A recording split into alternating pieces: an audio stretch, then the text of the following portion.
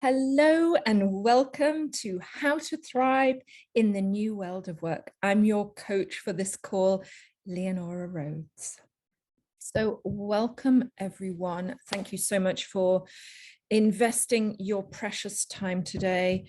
I often say to my clients, your time is your most precious resource. So I really do honor your time showing up today and being available and ready to learn. So we are going to be talking about this topic of how to thrive in the new world of work.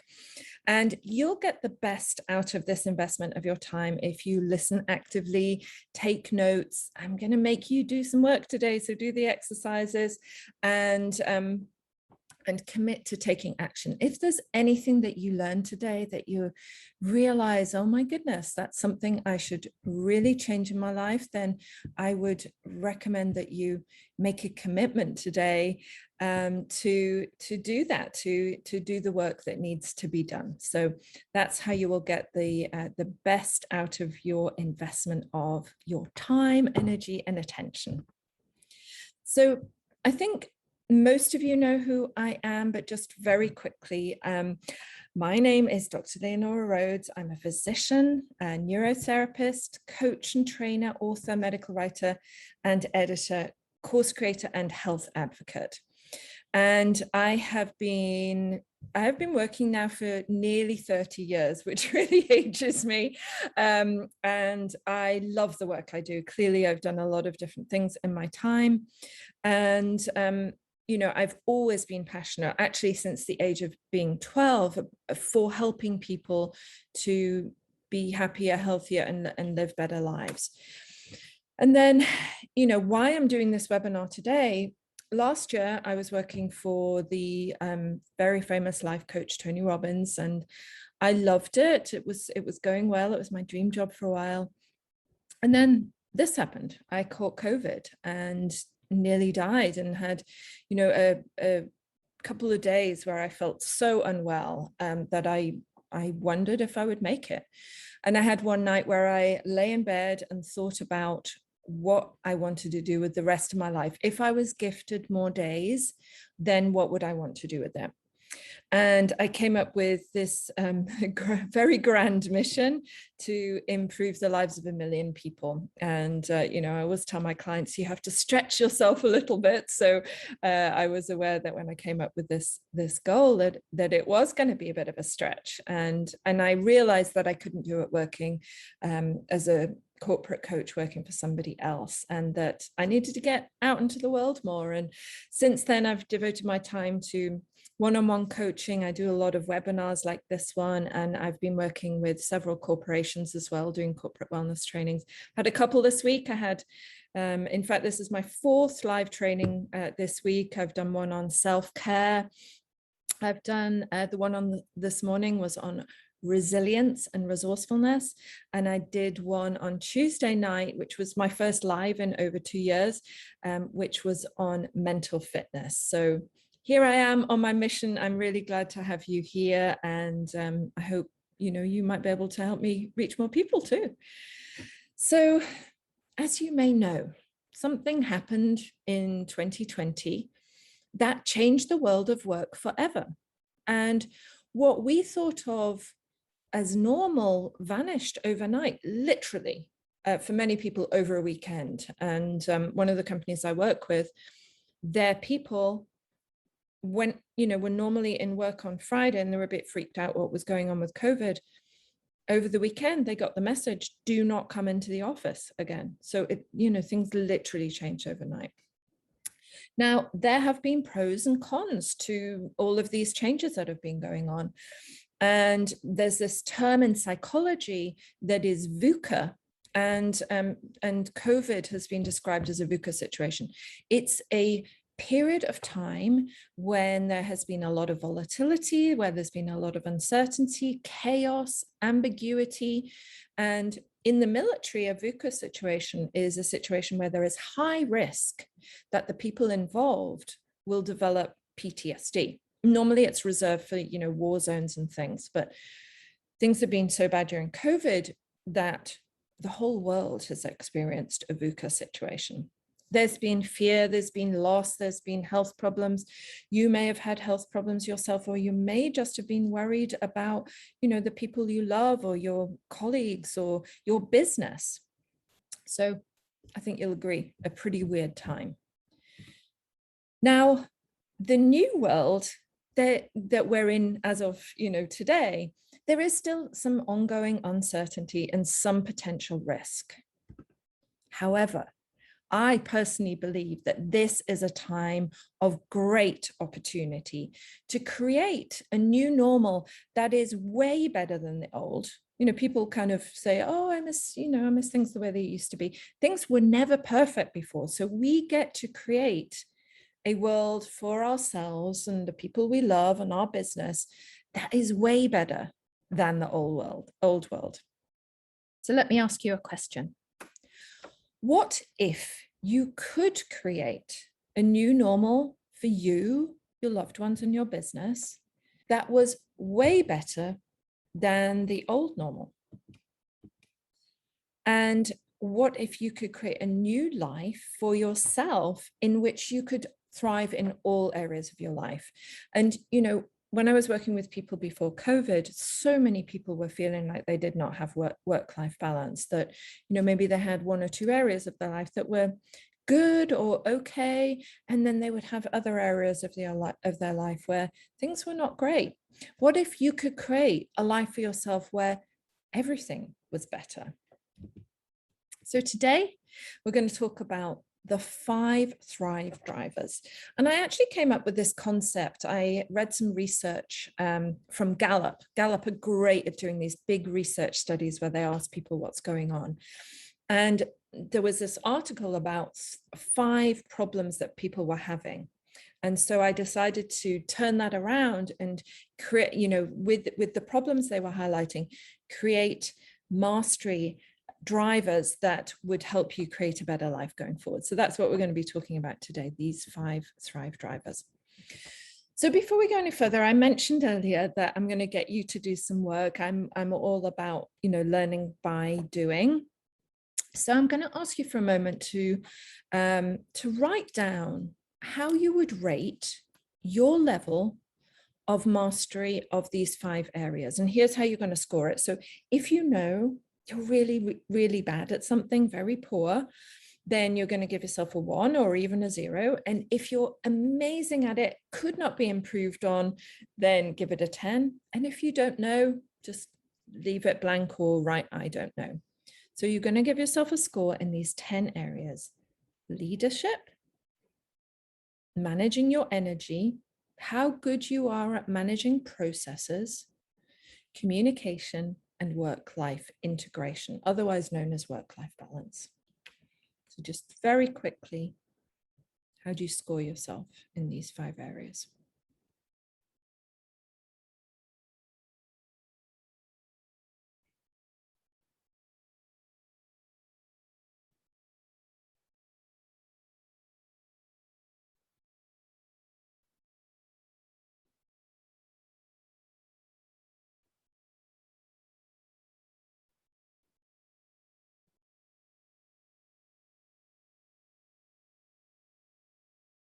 Wonderful. So I hope you've got some scores for each of these, and I really hope you've been honest with yourself.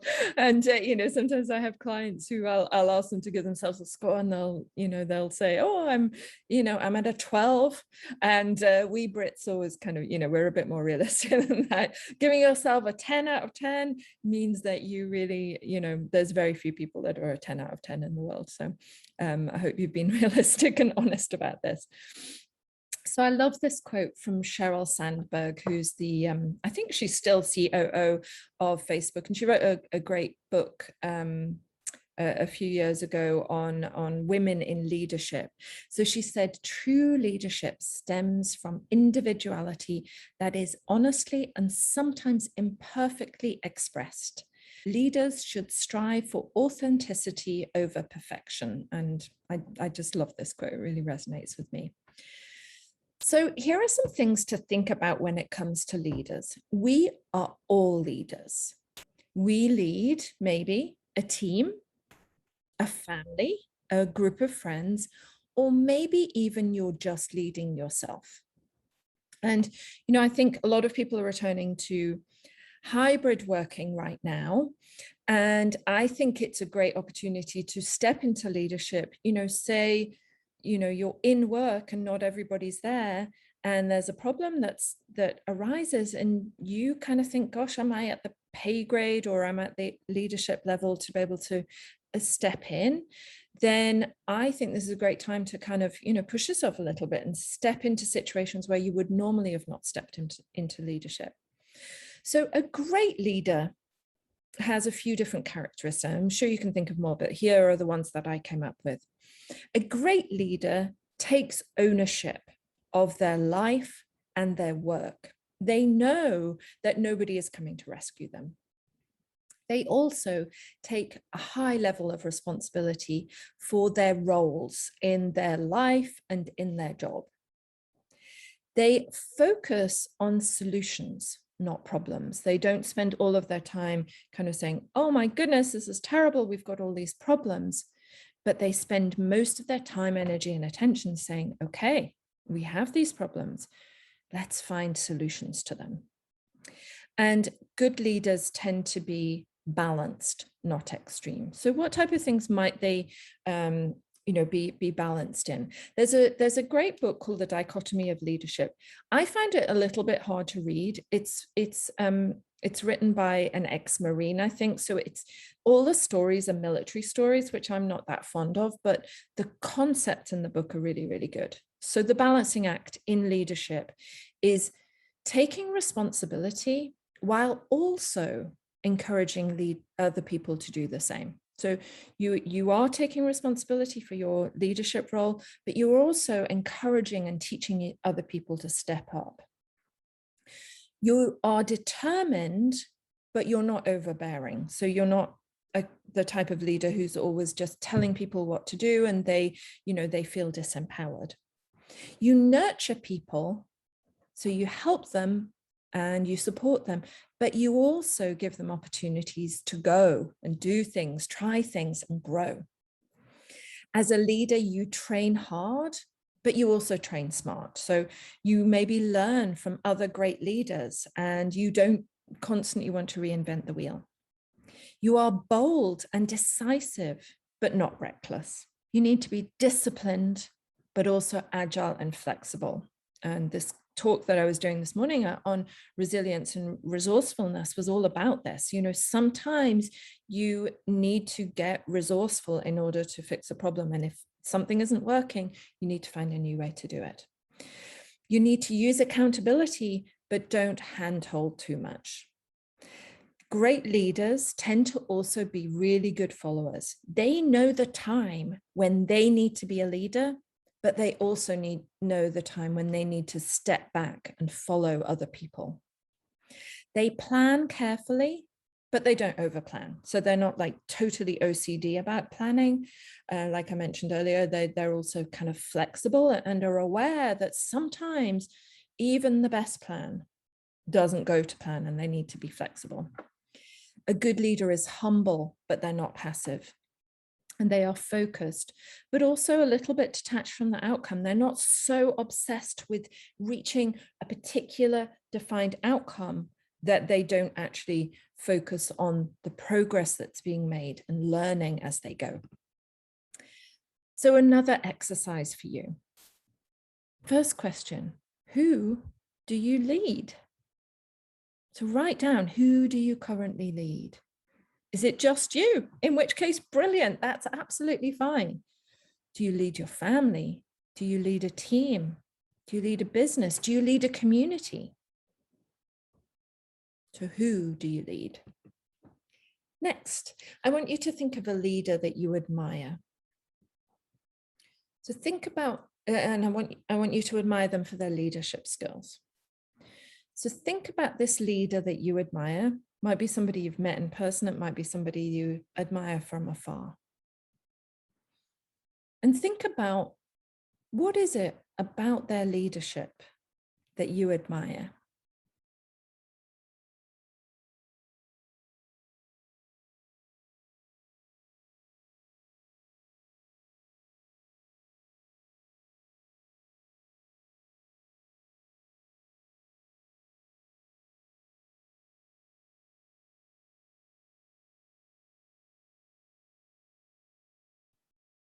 And in what ways, are there any of these ways that you are like them?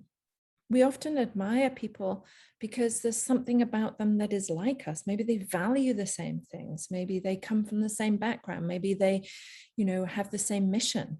So in what ways are you like them?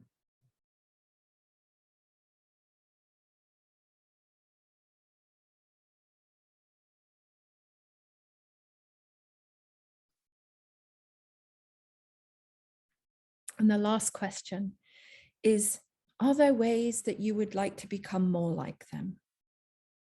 These things that you wrote down that you admire, are any of those things that you think, it would be good if I could become a bit more like them in that respect?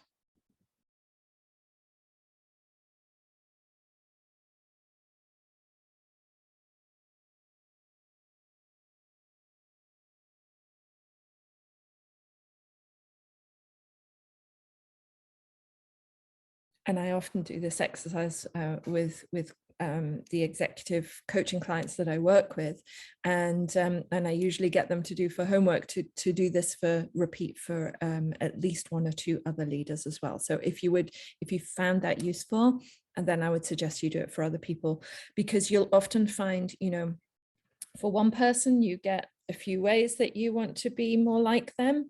And for another person, there might be completely different ways. I did this with a client recently, and we ended up with a really great list of things that she wanted to step into and improve in her leadership skills. The next thing we need to learn to master is our energy. And this is a quote from Joe Dispenza, who does a lot of energy work. The only way we can change our lives is to change our energy, or at least it's the place to start. So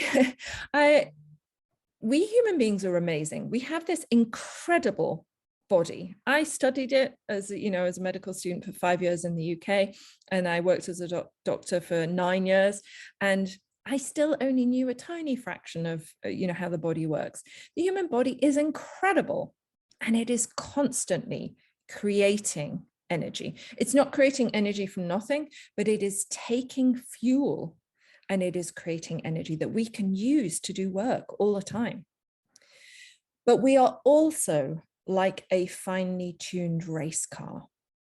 You need to get it right. You need to get things right for your body. If you were to put cheap fuel into a finely tuned race car, if you didn't give that race car, if you didn't fill up its water, if you didn't put the right oil in that race car, it would break. So you are amazing and complicated, but you're also fragile and need to be treated with care. So here's my formula for optimizing energy. So like I said, your body is taking the fuel from the food that you eat and creating energy. So it creates all this energy. This is at this stage potential energy. But then before we can use it, we lose some of it.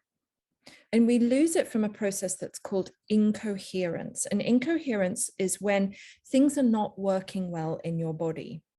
And stress is a really good example of incoherence. If your body is very stressed, the different systems in your body are kind of fighting each other. And so it's wasting energy. If you imagined a clock with like cogs in it, and they were all trying to move at different speeds, then the clock would not work well. You'd lose energy.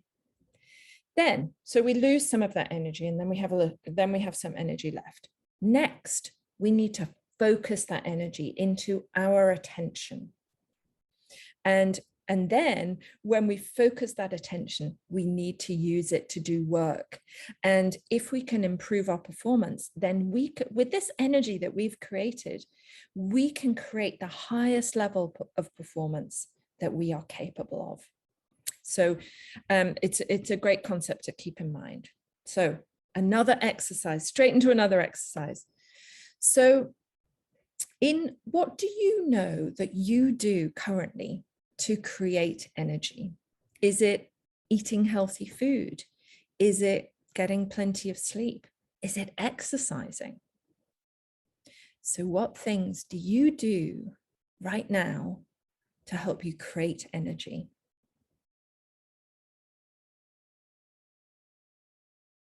A quick story here. When I first went to see Tony Robbins in 2012, when I went to see him live, I took a big bag full of chocolate and caffeine. I'm like, 50 hours over 4 days? How am I going to have the energy to do that?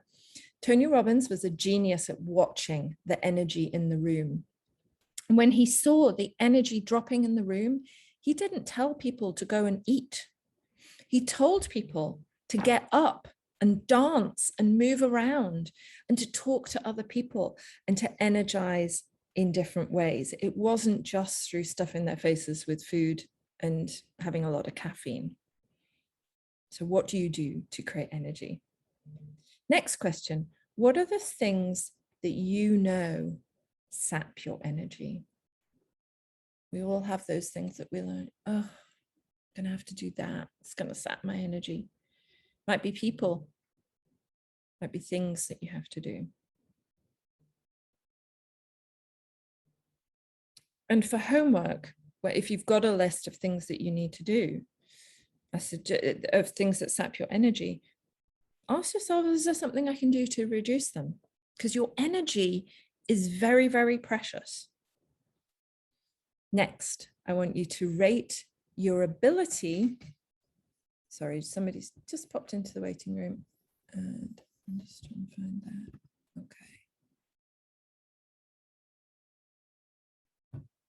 So we've just got a late joiner. You're joining us in the middle of an exercise, so please just join in. I'm sorry you missed the beginning. I'll send you the recording.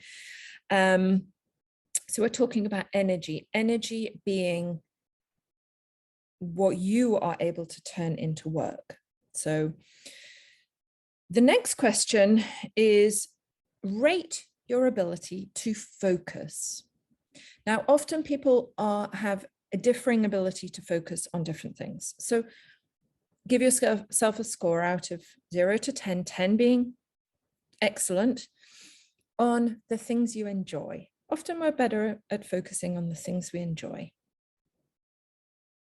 Give yourself a quick score. Don't overthink it. Just give yourself a quick score. What about on things that are okay? I don't mind doing them. They're all right. I'll do that if I must. So on the things you don't mind. What about your ability to focus on the things you really dislike doing?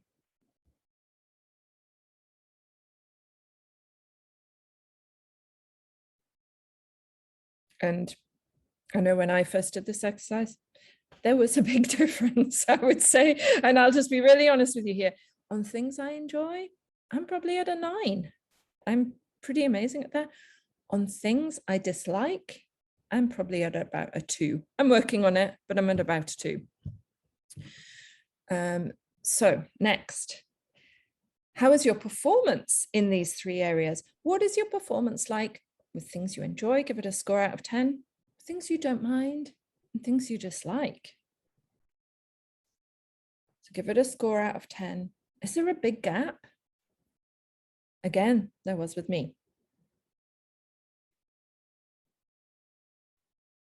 So having done this exercise, having rated your energy, having kind of figured out what saps your energy, your ability to focus, and your ability to perform, is there anything this exercise has revealed that you need to change? Is there anything in your environment? And by environment, I mean, maybe where you are, where you're working. You at home or in the office? Is there something about your environment, even your immediate space right around you, that could help support your energy? I worked for a medical publisher a few years ago, and the guy in the desk next to me, he would get back from lunch and he would spend an hour yawning.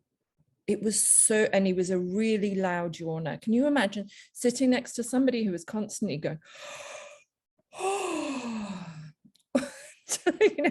in the afternoon while my energy was at its lowest?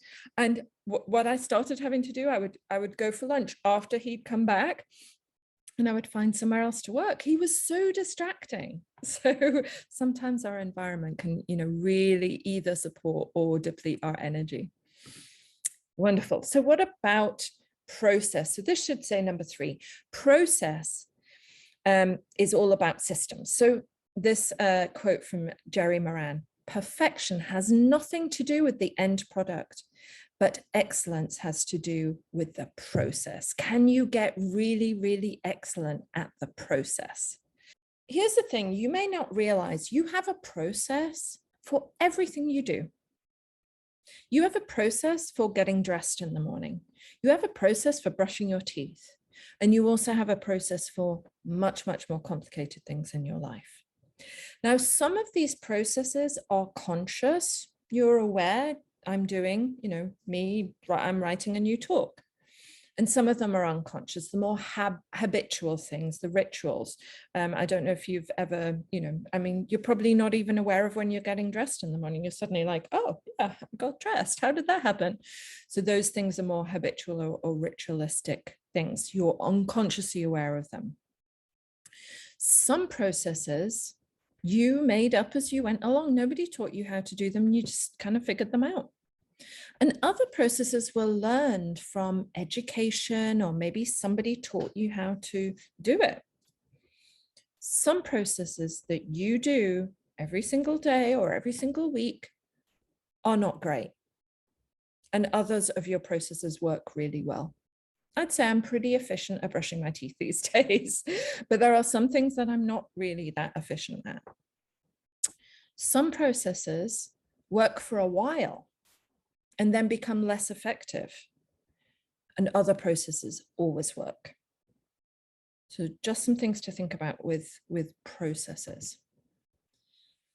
So I used to be a public health doctor, and I would do big research studies. I did one study that was like 2 million pieces of data that we analyzed. And so when I started being a coach, I was like, I'm struggling to help people here. And I looked back at when I was a public health doctor, and I realized the processes that we used in research worked well in life too. So in research, we say, what's the problem? Like, what is the starting point? What is the problem that I want to solve? Next, when we've got very clear on the problem that we want to solve, and this includes where are we starting and where do we want to get to? Next, we would create a plan or a system or a protocol or a process that we would want to implement to try and solve this problem. And in research, as you can probably guess, most of the time we were kind of guessing at what that was going to be. We might do some research to, but often we were inventing a new process. Then with this plan in place, you would take action. Then you would measure and monitor your progress against standards or outcomes that were predefined. Then you would assess and review your process, your progress. And then you would learn and refine the process as you went along. And then you would go back to the beginning. Is this still a problem? Create a new plan, take action, monitor the progress, etc., etc. So, and this is the same in life. You don't need this to solve a tiny little problem. But if you have a major problem in your life or in your business or in your team, this is a really, really good system to implement. There are also some other things that kind of creep in here into process. Process is also very important to consider. Time management. How good are you at managing your time? Time blocking, which is figuring out what's my optimal period of working on this type of work, and then blocking out time and having pure, unadulterated, focused time on that piece of work. And then prioritization, which is a real skill, having a look at this long list of to-dos and saying, okay, what is an essential thing to do? What's important but not urgent that I really need to make sure that I get done soon? But also process mastery also includes your energy and attention. physical resources, supply chain, there's a typo there, but supply chain, you know, are there things I need in order to make this process work? Do I need the right equipment?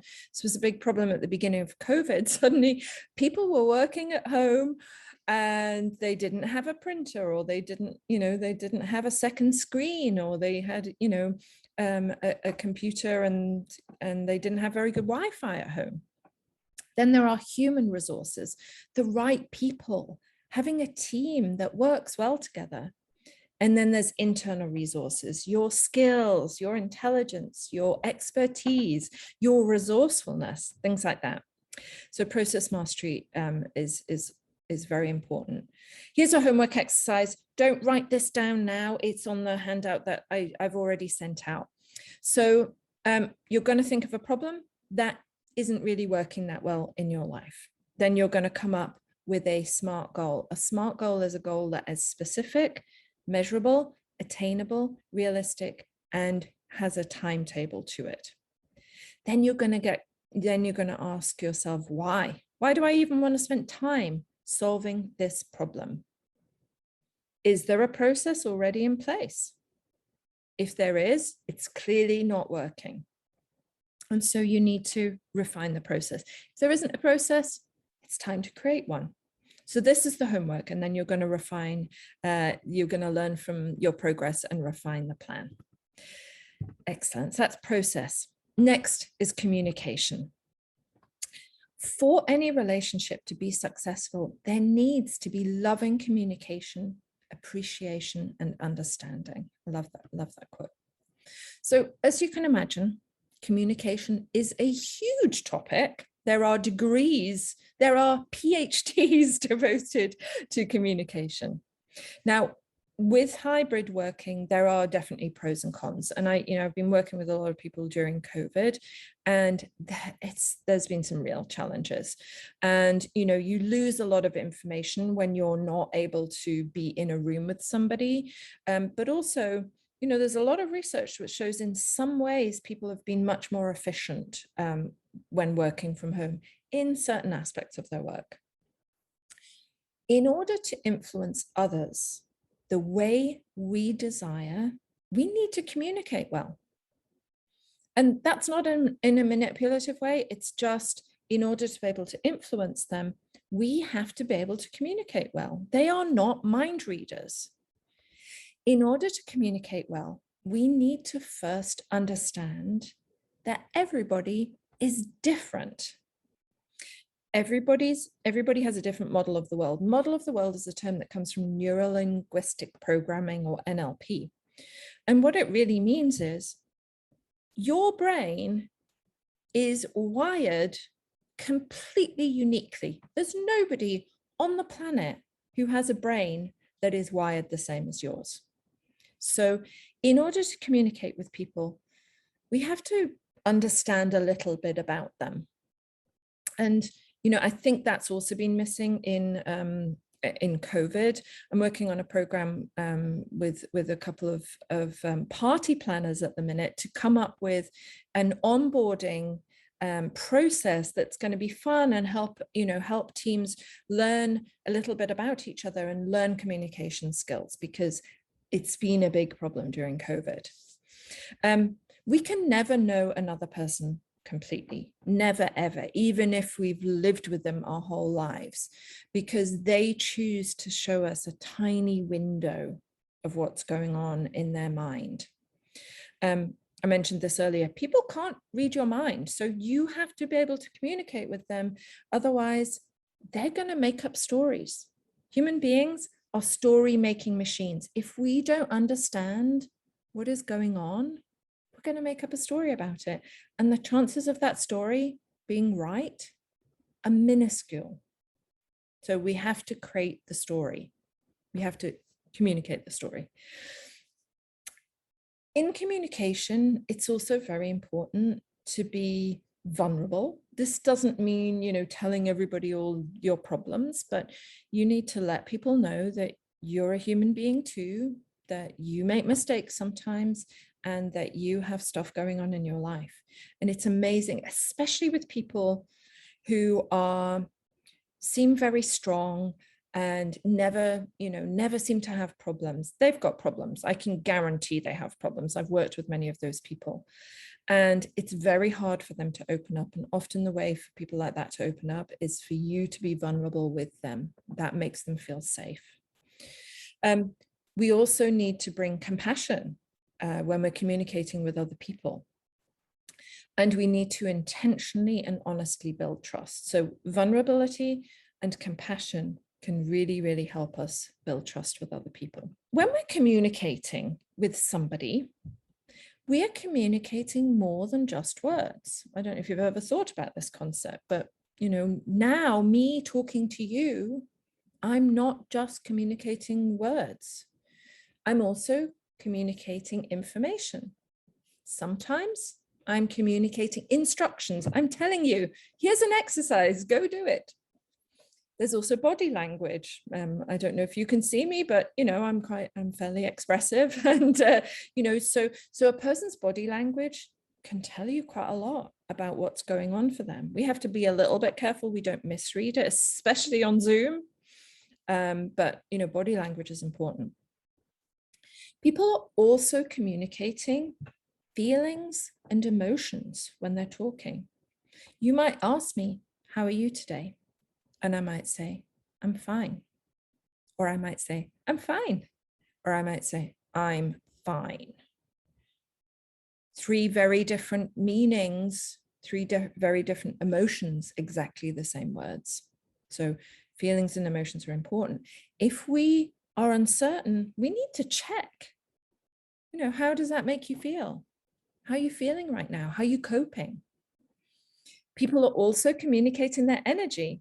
Really fascinating thing. I didn't used to believe in kind of energy and healing energy and things like that, but there's amazing research that shows we have an energetic field around us, and our emotions affect our energetic field, and other people can sense it, especially if they're close to us. And they can sense it even if they're in the next room. Have you ever been in a room and somebody's walked in and they change the energy in the room for the good or for the bad? We are affected. It's real. You can measure it. We're affected by other people's energy. They are also communicating what they need. They're also sometimes communicating, "I've made a decision," or a deadline. Now, there are some problems with communication. Very often, people are not explicit. They're vague. They hide things. They hide meanings in things. They don't say what they mean. And sometimes they don't say what they really mean or what they want. And part of the problem is they may not even know. And, the interesting thing in coaching is we dig deep, and sometimes people are like, "Oh, I didn't realize that was what I meant, or that was what I want."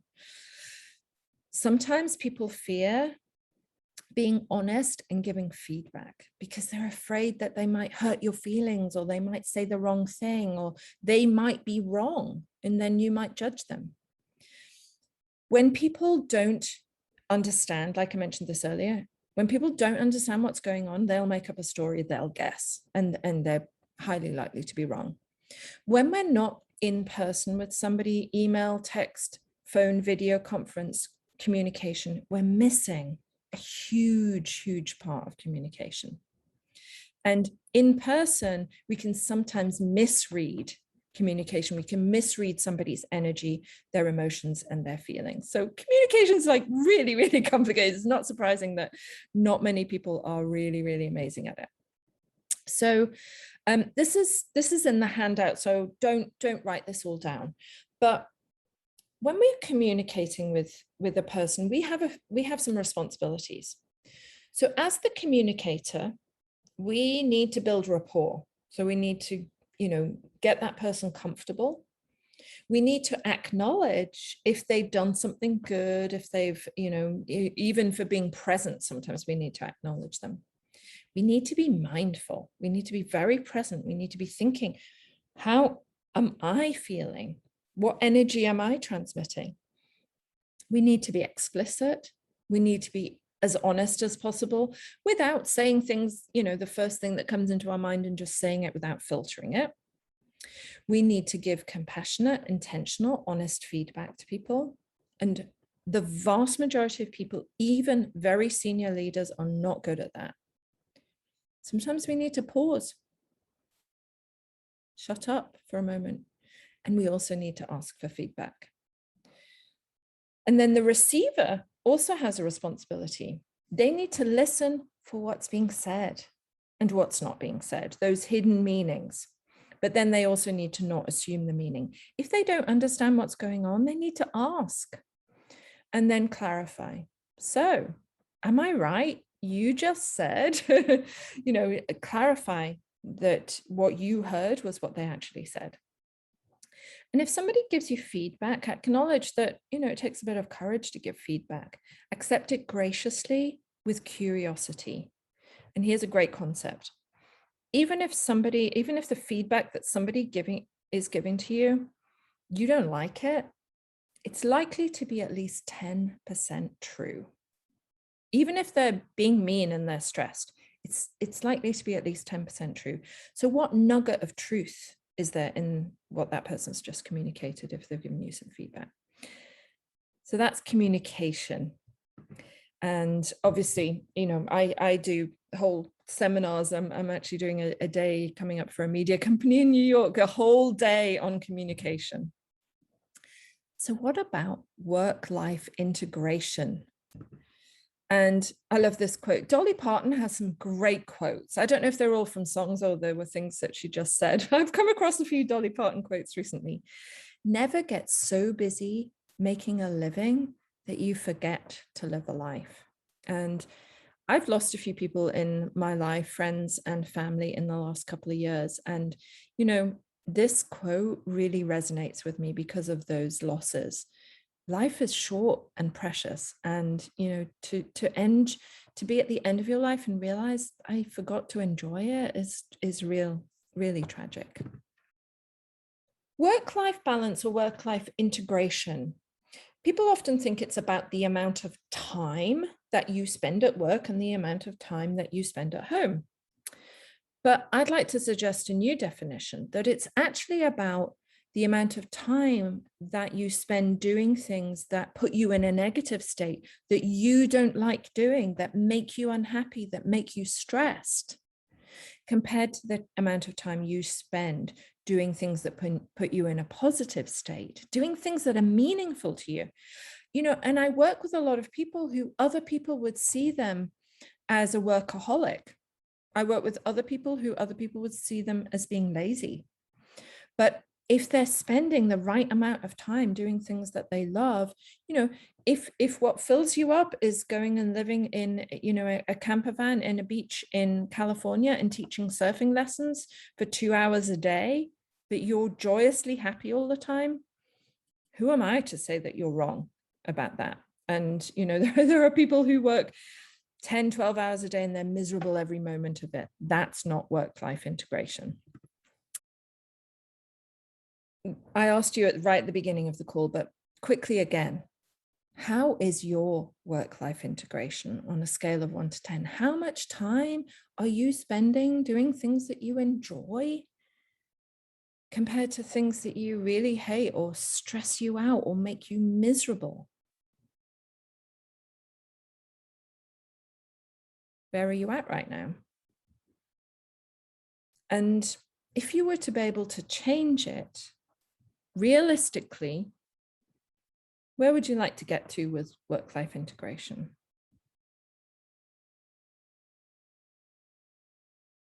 What score would you like to get it up to? So I hope you've got 2 scores. Then if there's no gap and you're where you want to be, fantastic. That is brilliant. I have to say, I am nearly where I want to be. But if you're not, if there's a gap, here are the questions to ask yourself. What is going well? What are you doing well right now with regard to work-life integration? Because as my old boss, Tony Robbins, used to say, success leaves clues. So what's going well? What's not going so well with regard to work-life integration? What's challenging for you right now? What might be getting in the way of you having better work-life integration?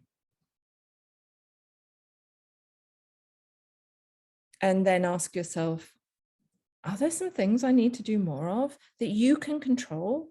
And are there things you need to do less of? So I'm just going to give you 30 seconds or so to answer these questions.